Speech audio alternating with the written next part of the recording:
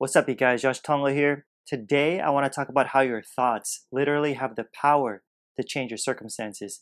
You see, once you understand how your mind and your world are connected, then by the end of this, you'll have the ability to consciously manifest whatever it is you desire, the Transurfing way. And you can learn more about this from Vadim Zeland's book called Reality Transurfing. All right, it's been said that we think around 60,000 thoughts each day. Now, that's a lot. You know what I'm saying? In Vadim Zeland's words, our minds are filled with constant chatter. And unfortunately, for some people, they go through their lives just constantly complaining and feeling disappointed and defeated all the time, wondering why the heck life's not working out for them, not realizing that their outer world is, listen, a reflection of their inner world. And so the problem is not that you have a bunch of thoughts going on in your head each day. That's always going to happen. Now, dude, the problem, according to Zeland, is that if the chatter in your mind, your inner conversations aren't controlled, then guess what? Negative thoughts will begin to dominate your headspace. Why should that concern you? Here's why. And let this be a reminder for you every day. You ready? Whatever thoughts you send out into the world, listen closely, will return to you like a boomerang. Did you get that? Your thoughts always return to you like a boomerang. And if that's the case, then what you want to do is be in the habit of consciously controlling your thoughts. Because believe it or not, you always end up getting the things and situations your thoughts are most strongly attached to. And if you don't believe it, here's an example Zeland gives that I think you might be able to relate to on some level. Let's say you don't like the house you're living in, and you're always saying to yourself that you're so sick and tired of it. For real, I mean, everything about the house irritates you, okay? And that you'll only be happy when you move to a new place. And so for now, you just can't help it. You freaking hate your place. Okay, based on the understanding that your thoughts always come back to you like a boomerang, what do you think is going to happen? Good stuff? A bunch of positive things? Nope. Not with negative thoughts like that. Vadim says there's no way you could possibly receive what you want, even if it's definite that you're moving to a new place. In fact, you got to be ready. Shoot, you could even be sure that there's going to be huge disappointments waiting for you. And you could say, come on, man, please. But I'm still leaving this dump and moving to a brand new, luxurious mansion. What disappointments could possibly be waiting for me there? Yo, just because you're moving to a new place, it doesn't mean it's going to solve the main issue that's going on. Look, here's a reality, you guys. As long as you remain in a negative state, even when you move to a brand new, beautiful looking place, guess what?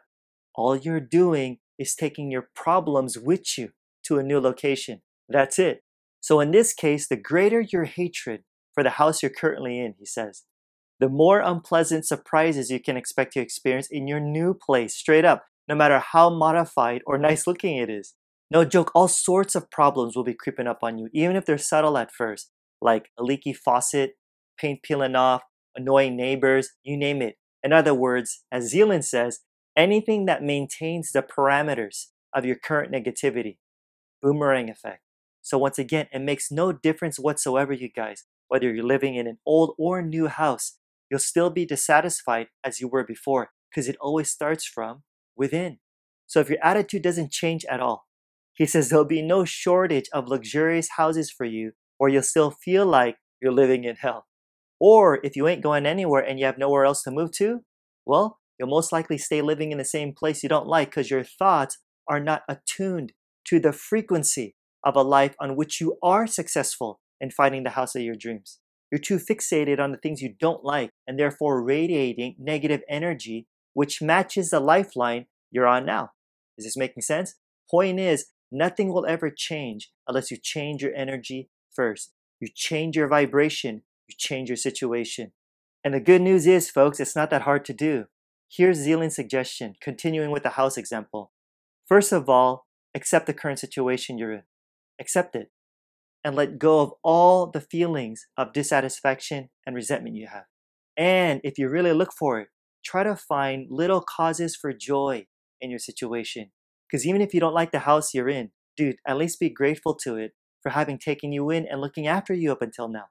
Like, what if the weather is crazy outside where it's raining really, really hard and windy? Yo, your house is keeping you warm and safe, right? It deserves some recognition. Look for the good. And here is why doing all these so-called little things is so powerful. Zeland says that if in this moment you're thankful for what you have and you're feeling love for all the things that are helping you to survive, even the things you plan on throwing away. They deserve gratitude also.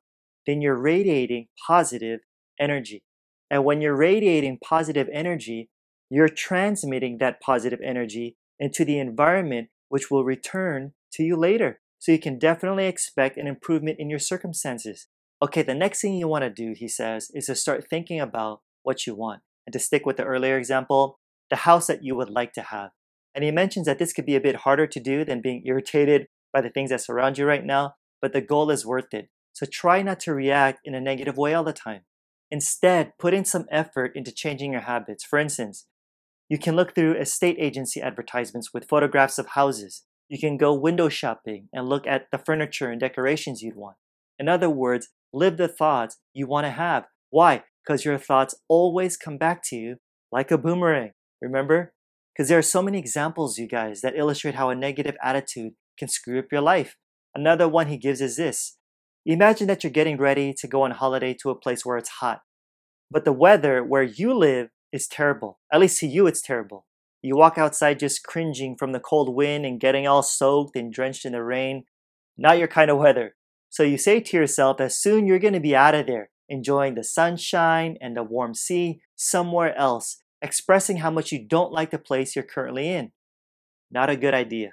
Once again, Zealand says that that kind of attitude is hardly likely to attune you to a lifeline filled with heavenly pleasures. You just won't ever get there. Yes, even if you've already bought your ticket, that's only a false sense of security, he says. Because you could arrive to your desired destination and still find more bad weather or some other issue that'll piss you off.